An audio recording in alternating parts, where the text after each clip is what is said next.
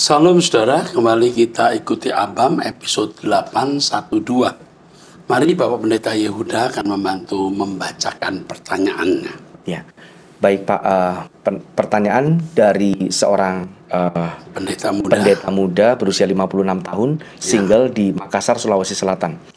Shalom Pak Eras, sejak 2011 sampai 2013, saya kontrak di Bogor dan sering mengikuti ibadah Minggu Rehobot.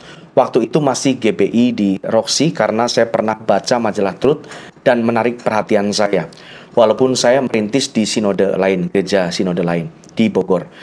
Tapi tidak ada perkembangan, akhirnya saya putuskan kembali ke Makassar untuk merawat mama yang sudah tua. Sejak saat itu saya nggak pernah lagi ikut dengar khotbah Pak Eras, sibuk dengan kerjaan ngojek online. Karena COVID semua hancur termasuk motor yang kucicil untuk ngojek ditarik leasing karena nunggak. Sejak itu nggak punya kerjaan lagi. Mama sudah meninggal tahun 2020, saya putus asa, marah sama Tuhan, hidup dalam dosa. Akhirnya tahun 2023 saya mulai cari khotbah di YouTube pertama dari seorang pendeta, tapi kurang kena karena hanya kesaksian yang diulang-ulang. Akhirnya saya buka lagi YouTube Bapak, Pak Eras, dan dapat pembahasan tentang logos. Saya jadi penasaran, saya ikuti terus sampai sekarang dan mengabaikan orang yang membuli Bapak. Saya sangat sepaham dengan Bapak tentang ajaran monoteisme Allah dan menolak Tritunggal karena tidak berdampak dalam hidup dan membingungkan. Sedikit Pak, saya alumni sekolah Alkitab dari satu denominasi dan S1 Teologi Protestan di salah satu STT di Makassar yang menganut paham Trinitas. Itulah sedikit latar belakang hidup saya. Yang mau saya tanyakan, maukah Bapak menerima saya bergabung di gereja GSKI Rehoboth Arta Gading supaya dia selalu dapat mengikuti pengajaran Bapak secara langsung, baik doa pagi, malam, seminar, ibadah minggu dan seterusnya. Saya mau bertobat dan memulai hidup baru saya di usia tua ini untuk fokus pada Tuhan saja. Kalau Bapak setuju, saya langsung berangkat ke Jakarta ketemu Bapak. Tapi saya tidak punya tempat tinggal di Jakarta. Saya bisa dan mau bantu kerja apa saja. Yang penting saya bisa terus ikut ibadah di GSKI Rehoboth Arta Gading. Ya, terima kasih, Tuhan Yesus memberkati. Oke. Ini perjalanannya liku-liku loh. Pasti proses Tuhan ya. Nanti Ibu S untuk hubungi beliau ya. Ajak bicara. Ada yang bisa kita bantu apa. Ya. Oke, teruskan. Selanjutnya Pak, dari seorang wanita berusia 65 tahun, single parent, tinggal di Surabaya. Shalom Bapak Erastus Sabdono yang kami kasihi. Saya ingin mengucapkan terima kasih atas pengajaran firman Tuhan yang Bapak Erastus dan Bapak Wignyo sampaikan telah banyak mengubah karakter saya. Saya ingin bertanya Pak, saya sudah 3 tahun ini tidak lagi datang ke gereja secara offline dikarenakan yang pertama, firman Tuhan yang disampaikan di gereja saya kurang sesuai dengan pengajaran yang Bapak Erastus dan Bapak Wignyo ajarkan. Misal tentang perpuluhan, buah sulung, dan menganggap pengajaran Pak Erastus tentang logos tidak tepat atau sesat. Hal ini membuat saya tidak sejahtera dan menambah saya semakin ragu untuk kembali datang ke gereja saya lagi. Dalam kurung gembala di gereja saya orang baik Pak, hanya saja pengajaran bertentangan dengan logos. Yang kedua, tempat ibadah di gereja saya berada di lantai 2. Sedangkan karena keterbatasan kaki saya tidak dapat naik ke atas lantai 2. Jadi saya mengikuti ibadah di lantai bawah dengan layar televisi. Sering hanya saya saja yang beribadah di bawah. Sekarang saya lebih suka hanya mendengarkan khotbah Bapak Erastus secara online. Saya minta nasihat dari Bapak Erastus, apakah yang saya lakukan ini salah? Lalu apa yang harus saya lakukan Pak? Saya takut di sisa umur saya kurang berkenan di hati Bapak Elohim Yahweh. Doa saya agar Bapak Erastus dan Bapak Wignyo selalu dalam perlindungan dan penghiburan Bapak Elohim Yahweh dan Tuhan Yesus. Terima kasih Pak. Oke. Dari beberapa pertimbangan harus naik ke lantai 2.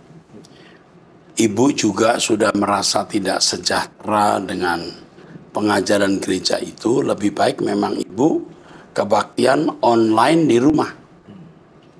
Atau nanti bisa ke gereja yang senafas dengan kebenaran yang ibu pahami.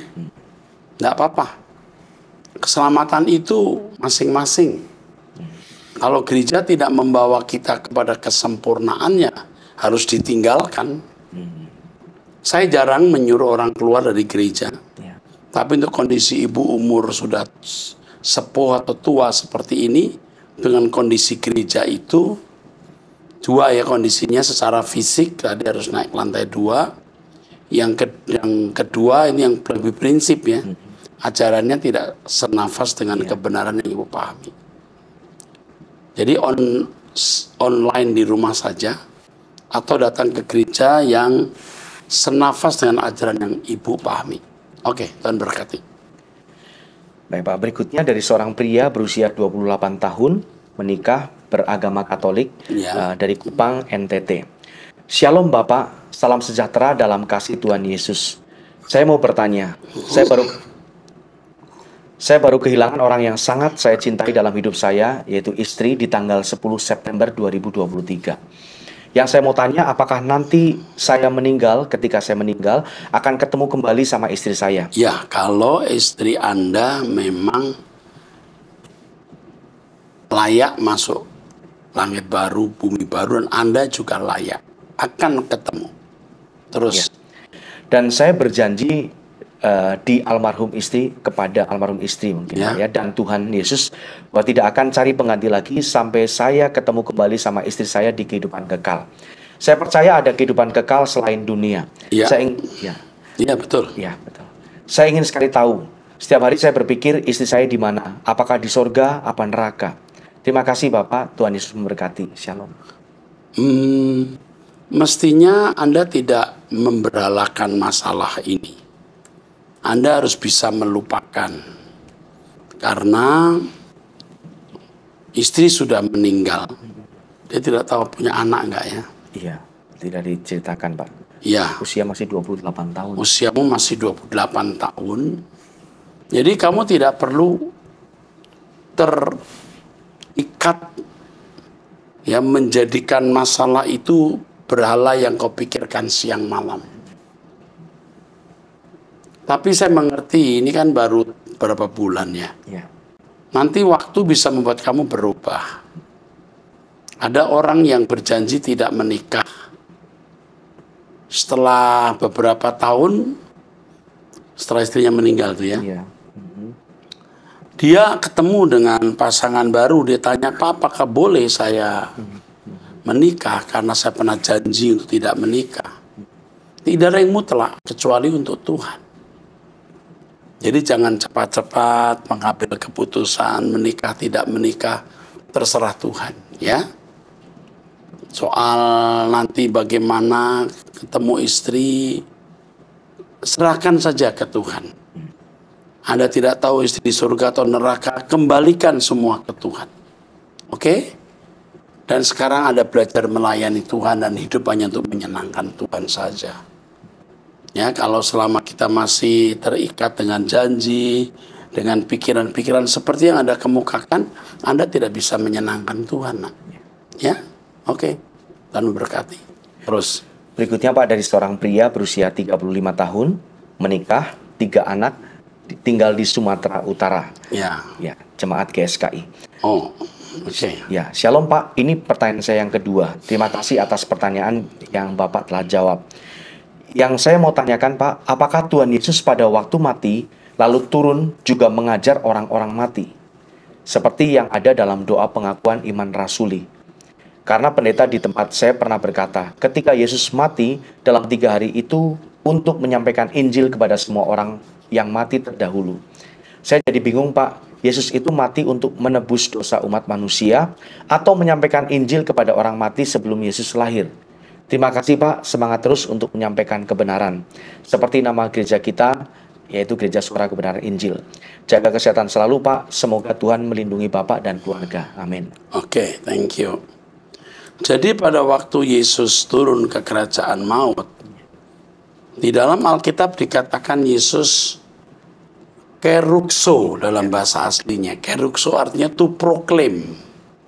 Bukan mengajar, tapi memproklamirkan bahwa dirinya telah mati di kayu salib menebus dosa.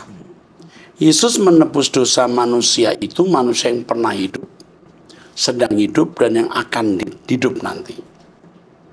Jadi ada orang-orang saleh yang pada waktu Yesus bangkit, mati maksud saya, dan bangkit, mereka ikut bangkit ke surga. Itu kebangkitan pertama sebenarnya. Nah, orang-orang yang mati sebelum zaman Yesus, mereka yang mengerti kurban domba untuk penghapus dosa, mereka melihat bahwa Yesus inilah yang dimaksud. Domba itu hanya voucher. Jadi dideklar oleh Tuhan, akulah yang menebus dosa kalian. Dengan kematian Yesus di kayu salib, untuk semua orang, maka orang-orang yang sudah meninggal mendapat kesempatan untuk masuk dunia akan datang. Kalau mereka dihakimi dan ternyata mereka mengasihi sama seperti diri sendiri. Jadi itu maksud Yesus turun ke kerajaan maut. Memproklamirkan kematiannya. Tentu dia juga yang penting. Tentu ia mati untuk semua orang, menebus dosa manusia, termasuk yang mati, yang sudah mati. Itu. Oke, terus. Berikutnya Pak, dari seorang wanita berusia 35 tahun, 2 anak, sudah menikah, tinggal di Bekasi. Ya. Shalom Pak Eras, saya ingin bertanya Pak. Saya punya suami yang boleh dikatakan dari dulu kurang bertanggung jawab terhadap keluarga. Ada saja dilakukan. Dulu pernah berhutang-hutang pinjol. Sekarang ikut godaan dengan judi slot. Hutang pun banyak. Saya mencoba untuk bertahan dan mengajak untuk selesaikan sama-sama. Saya bekerja, semua upaya saya usahakan untuk cari pinjaman ke sana sini. Kemudian sampai di satu titik harusnya hutang dia waktu berjudi sudah selesai, tetapi ternyata dia berhutang lagi di luar sana. Dan sampai di titik ini saya coba bantu lagi, sampai saya pernah keinginan untuk bercerai. Tetapi pernah konseling dengan pendeta, tidak diperbolehkan bercerai. Yang saya tanyakan, saya harus bagaimana Pak kalau suami begini terus? Setiap hutang, apa saya harus bantu terus? Atau saya memilih untuk cuek, atau bahkan memberi syok terapi dengan cara pisah sementara? Mohon saran dari Pak Eras, terima kasih, Tuhan memberkati. Anakmu 2, umurmu baru 35 tahun. Hati-hati ya bertindaknya. Langkah pertama, kamu tidak lagi mencari uang untuk pinjaman dia. Itu sudah mutlak. Lalu kamu lihat reaksinya dia. Ini kan belum tahu kita. Reaksinya bagaimana? Kalau reaksi dia nanti ya pergi dari rumah misalnya, biarkan saja. Dia tidak akan menjumpai wanita sebaik kamu. Jangan kamu yang mengupayakan perceraian. Tapi yang penting sekarang kamu tidak lagi membantu dia. Nanti dipakai judi slot dan lain-lain. Kamu menderita. Biarkan saja. Dia akan marah sekali terhadap kamu. Dia akan memiliki atau melakukan reaksi-reaksi negatif. Sampai tingkat mungkin verbal, bullying verbal, ya, KDRT, ucapan atau perpu atau tindakan. Kamu harus siap menerima itu. Ya. Dan kita lihat nanti. Kamu tanya lagi ke saya. Setelah kamu turuti nasihat saya ini, jangan memberi seperak pun uang ke dia. Oke. Teruskan. Berikutnya Pak, dari seorang janda mati berusia 63 tahun, tinggal di Bandung. Shalom yang terkasih Bapak Erastus. Saya anggota jemaat dari salah satu gereja lokal, bukan GSKI, dan baru mengikuti khotbah-khotbah Bapak sejak 8 Mei 2023. Saya agak menyesal baru tahu khotbah-khotbah Bapak di hari tua saya. Saya merenung, coba tahu sejak dari dulu. Saya tidak akan ketinggalan banyak sekali dalam hal kualitas manusia batiniah. Kuota umur saya tinggal sedikit Pak. Kalau menurut firman Tuhan 70 tahun berarti tinggal 7 tahun kurang. Dan saya harus benar-benar gaspol untuk dapat benar-benar hidup berkenan kepada Bapa, menjadi anak kesayangan Bapa yang serupa dengan Yesus dan sempurna seperti Bapa. Sejak tanggal 8 Mei 2023 itu, saya setiap hari mendengarkan khotbah Bapak Pendeta Erastus dari Truth ID, mengikuti doa pagi, mendengar ABAM, live streaming Sunday Service setelah saya ibadah di gereja lokal. Laptop saya tidak pernah berhenti memutar semua khotbah, ABAM, Waski, Suara Kebenaran, Sivitas Akademika yang Bapak sampaikan, kecuali saya harus keluar rumah untuk bekerja atau aktivitas lainnya. Terima kasih banyak Pak Eras, puji Tuhan dengan mendengarkan khotbah dan mengikuti doa pagi, karakter saya diubahkan sedikit demi sedikit. Saya lebih sabar, bisa menahan diri, tidak lagi menginginkan hal-hal yang bersifat jasmani, bisa berpada, bisa diam saat ada yang memberi komentar tidak enak pada saya. Masih jauh dari standar serupa dengan Yesus, tapi saya mau berusaha terus. Ya, ini satu dari sekian banyak kesaksian orang yang diubah melalui pelayanan pemberitaan suara kebenaran di Truth ID. Ya. Oke, teruskan. Sekali lagi Pak Eras, terima kasih banyak untuk semua pelayanan dan firman kebenaran yang disampaikan. Saya memang memerlukan firman yang keras dan implikatif seperti yang Bapak sampaikan. Awal mendapatkan channel Bapak ada ceritanya Pak, tapi akan sangat panjang sekali bila saya sampaikan sekarang. Saat ini ada hal urgent dan perlu mendapatkan arahan Bapak, yaitu berkaitan dengan kondisi rumah tangga keponakan saya sebagai berikut. Yang pertama, keponakan saya laki-laki sudah menikah selama 7 tahun dan dikaruniai anak laki-laki yang spesial. Ada gangguan dalam pendengaran dan bicara. Kedua, keponakan saya bekerja sebagai karyawan swasta dan dapat memenuhi kebutuhan rumah tangga, sekolahkan anak di sekolah khusus. Menurut saya, dia bertanggung jawab sebagai suami dan ayah. Dia juga setia. Istrinya tidak bekerja dengan harapan dapat mendampingi anak, berperan sebagai ibu dan istri yang baik. Kenyataan yang sangat menyedihkan sekali karena istrinya ini keranjingan main game online, sampai-sampai menyerahkan seluruh urusan anak kepada ART, tidak mendampingi anaknya saat ada PR, dan mengabaikan suaminya atau tidak berperan sebagai istri, dan ini berlangsung sejak memiliki anak. Saat weekend, istri menyerahkan anaknya kepada keponakan saya, karena katanya dia sudah mengurus selama 5 hari, padahal juga tidak mengurus. Dan si istri ini tidak mau diganggu, dia tidur jam 12 siang belum bangun, dan setelah itu tidak mau diganggu di kamar lain karena dia main game online. Istri ini bisa tidak mandi berhari-hari karena main game. Keponakan saya sudah bicara dengan istrinya berulang kali. Sang istri minta maaf tapi hanya berlaku 1-2 hari saja tobatnya. Setelah itu kembali kepada game dan kebiasaannya. Mertuanya seringkali menyalahkan keponakan saya atas kondisi-kondisi yang terjadi di rumah tangganya. Yang menyedihkan saya, keponakan saya jadi stres berat dalam menghadapi tekanan rumah tangganya dan juga tekanan dari mertuanya. Sampai-sampai dia harus dirawat di RSJ selama 7 hari dan saat ini dia jalani rawat jalan, kontrol 1 minggu 1 kali untuk kesehatan jiwanya. Pertanyaannya, yang pertama, apakah salah bila keponakan saya menceraikan istrinya? Dan anak laki-lakinya akan dititipkan kepada mama dan papa keponakan saya atau kakak saya? Oke, yang pertama, mestinya tidak harus sampai gila atau stres masuk rumah sakit jiwa. Biarkan saja, jangan diurusi lagi. Istri yang begitu anggap tidak ada. Jadi yang ponakan ibu urus anak dengan pembantu. Jika ibu bisa ikut mengambil bagian, bantu ponakan ini. Diberi pengertian, tidak perlu harus begitu. Nah, kalau cerai belum memberi kesempatan istri bertobat, istri akan dipukul Tuhan. Kalau ponakan Anda sungguh-sungguh mencari Tuhan, membawa persoalan ini kepada Tuhan, Tuhan pasti bertindak. Ini sekarang si Tuhan belum bertindak. Nanti Tuhan bertindak. Tunggu saja, Tuhan pasti bertindak. Sampai dia berhenti main game online. Ini sudah sakit jiwa nih istrinya. Akhirnya sampai suami jadi sakit. Kalau cerai, anaknya akan menjadi maksud saya hak asuh anak akan jatuh ke istri.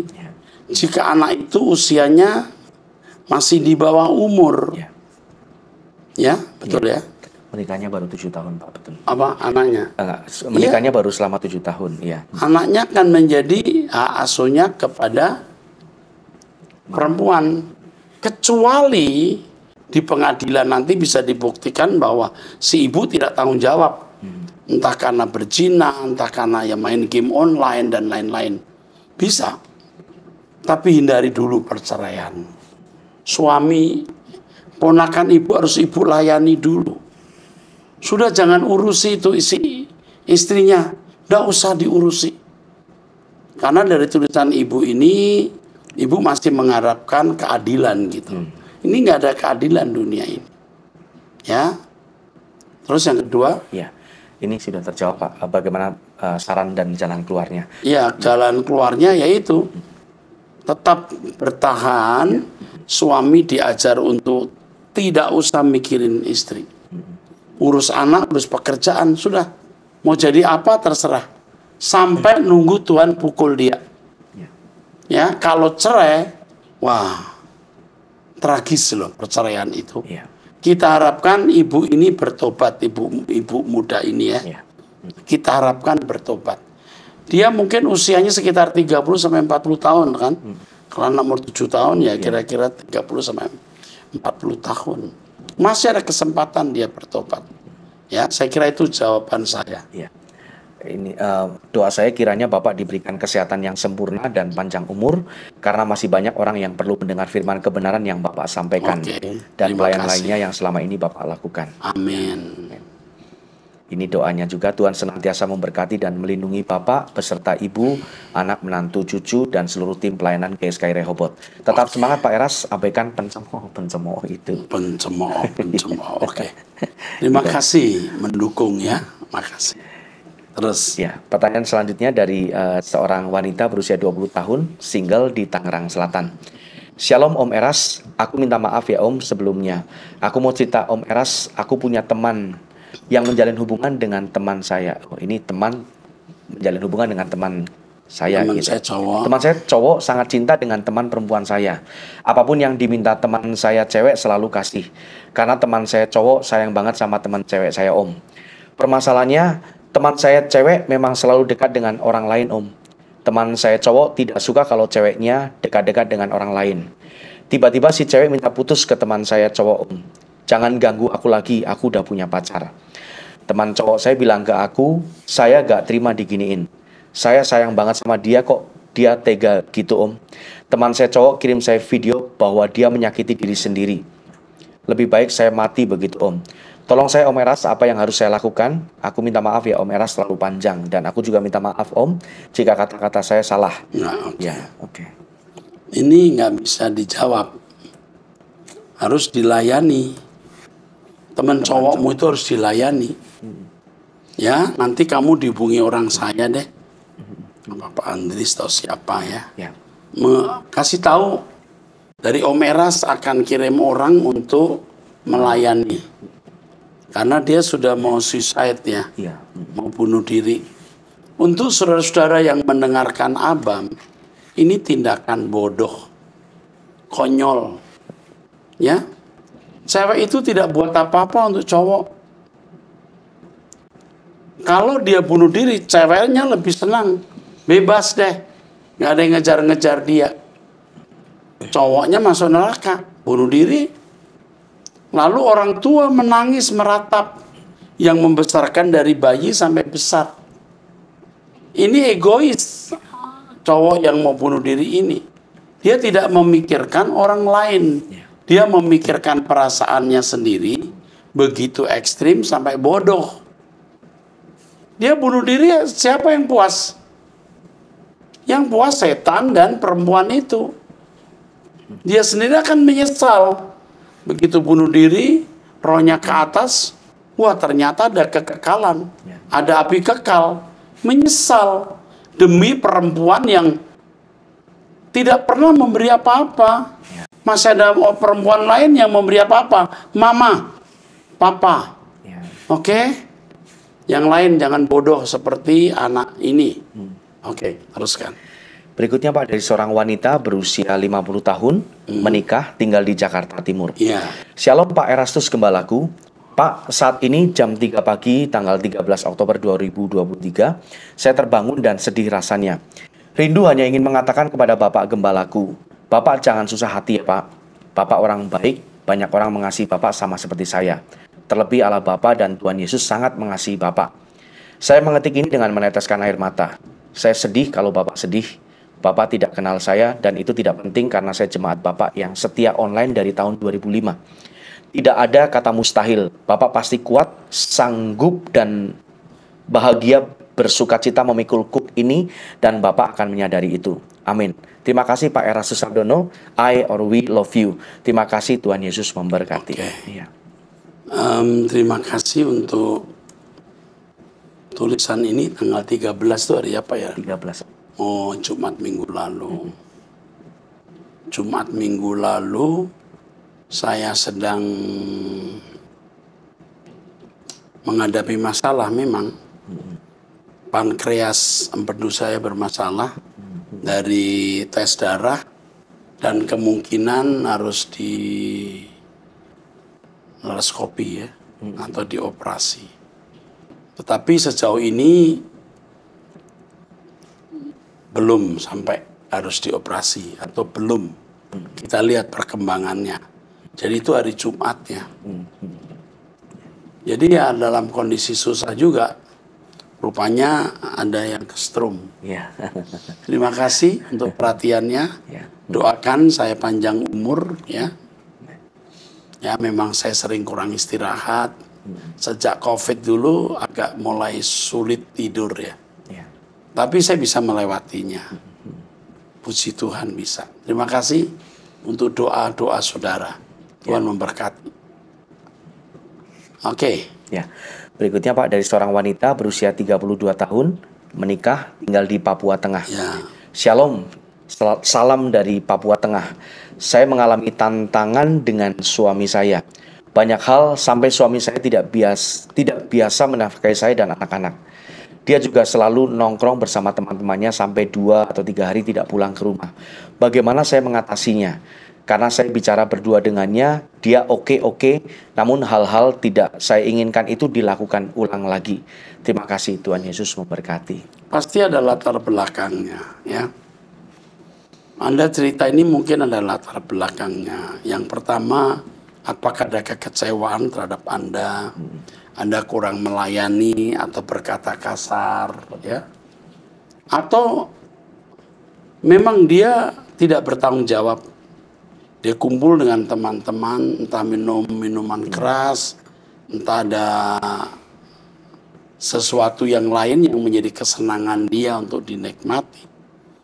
Sebab kalau pria yang baik, dia kan usia masih 32 tahun kan? Ya. Ini kan belum lama menikah, belum sampai puluhan tahun. Ya. Mestinya masih suasana bulan madu masih terasa. Tapi ada sesuatu yang salah dalam diri suamimu ini. Nah, yang kamu harus lakukan sekarang merubah sikap. Ya. Apa yang membuat dia luka, sakit hati terhadap kamu, kurang pelayanan terhadap dia, atau kamu kasar, atau ada sesuatu yang salah dari pihak kamu. Kalau dari pihak kamu tidak salah, ya enggak apa-apa. Kamu diam saja. Saat-saat seperti ini, saat-saat kita menanti pertolongan Tuhan. Tuhan pasti menolong Anda. Ya? Oke. Yang terakhir. Ya, yang terakhir dari seorang wanita berusia 29 tahun, belum menikah, tinggal di Bali.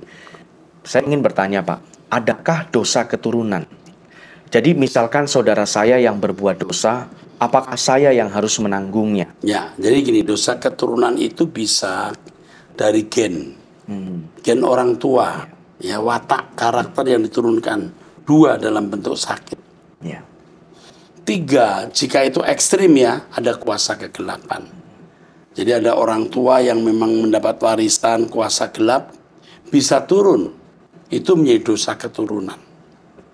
4, orang tua malas, orang tua tidak kerja keras, jadi miskin, anak ikut memikul dosanya. Oke. Teruskan. Dalam kasus penanya, karena saya tegur soal hubungannya dengan pasangannya, Pak, yang tidak direstui orang tua saya karena berbagai hal, tapi dia masih saja mau lanjutin Pak. Hal tersebut buat orang tua saya sakit. Dia bilang, ya bisa saja kamu yang tanggung dosa saya, karena hubungan percintaan saya selalu gagal dan selalu ditinggal pasangan. Pacar dia nyidir, padahal dia bilang saya terlalu baik dan lain-lain. Terima kasih Pak, Yesus memberkati. Maksudnya apa ini? Ini hubungan dengan saya selalu gagal. Dia orang. Ini ada saudaranya dia berbuat salah, tetapi mungkin bisakah dia sebagai saudara yang menanggung? Nggak bisa. Iya. Tidak akan. Setiap orang akan memikul tanggung jawab dari perbuatannya sendiri. Ya. bukan orang lain. Oke, teruskan. Baik, pertanyaan selanjutnya dari seorang pria berusia 51 Terakhir nih. berusia 51 tahun, menikah, 1 anak. Ya. Shalom Pak Erastus yang baik. Terima kasih atas pengajaran Bapak yang membuat saya fokus pada langit baru, bumi baru.